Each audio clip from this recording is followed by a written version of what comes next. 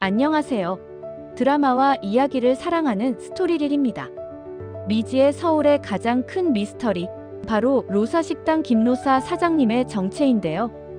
드라마가 진행될수록 김로사 사장님이 사실은 현상월이라는 강력한 심증이 굳어지고 있습니다.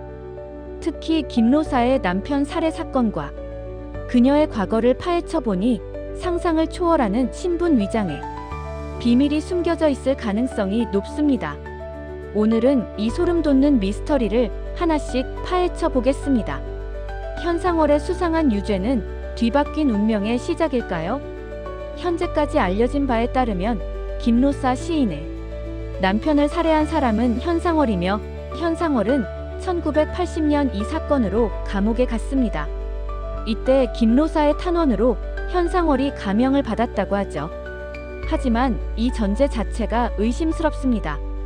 김로사는 한국 최고의 명문인 한국대학교 출신의 시인으로 알려져 있습니다.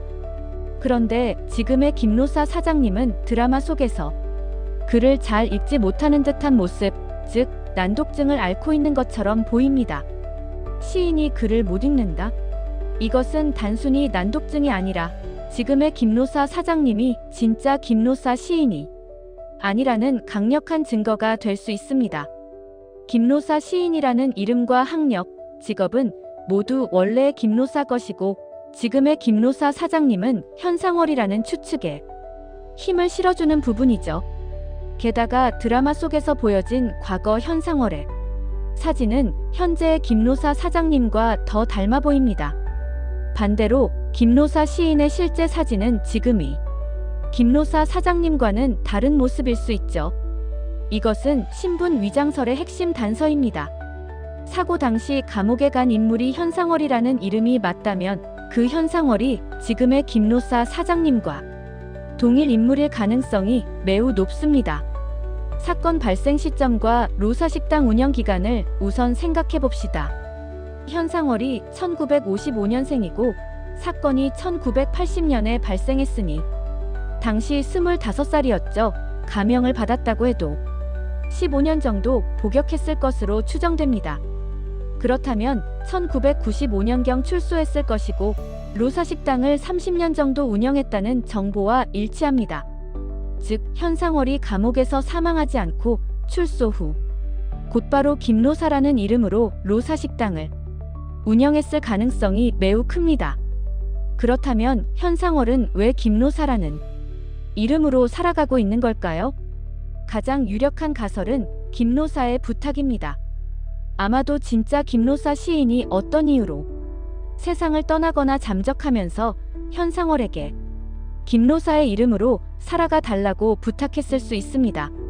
그 이유 중 하나는 바로 사라진 김로사의 아들 때문일 수 있습니다.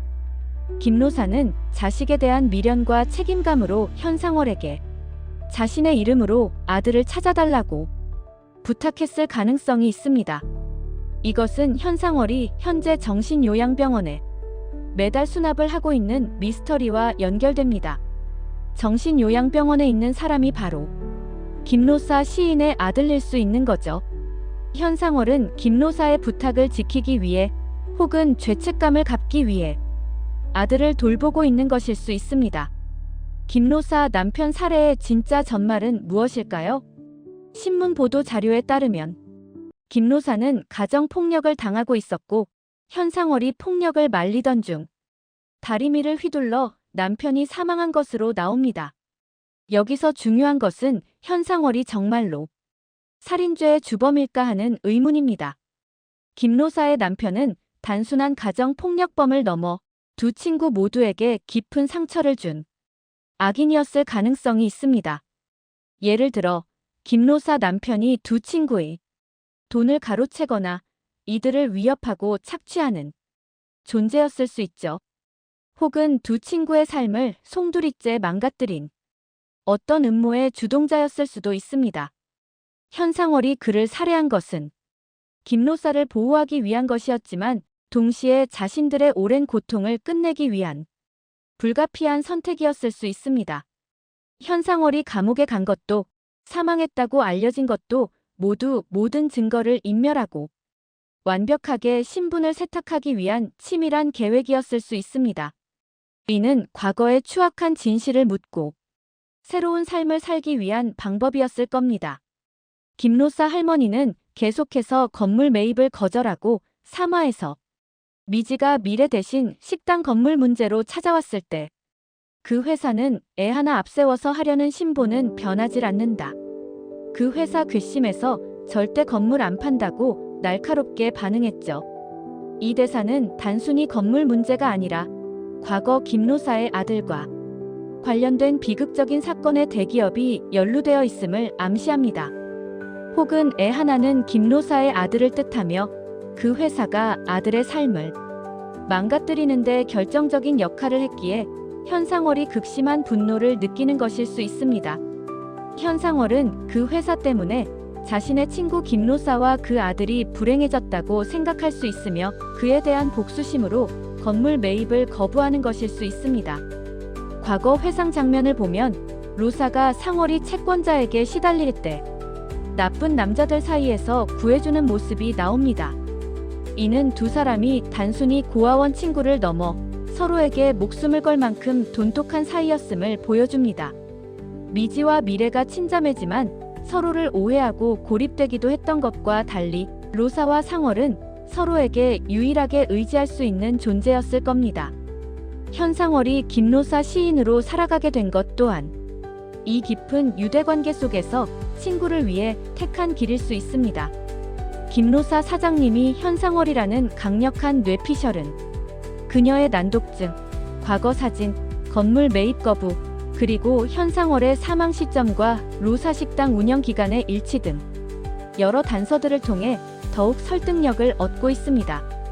김로사 시인의 아들의 행방, 그리고 그 남편 살해 사건의 진짜 전말이 밝혀진다면 이 모든 미스터리가 풀리면서 드라마의 거대한 진실이 드러날 것입니다.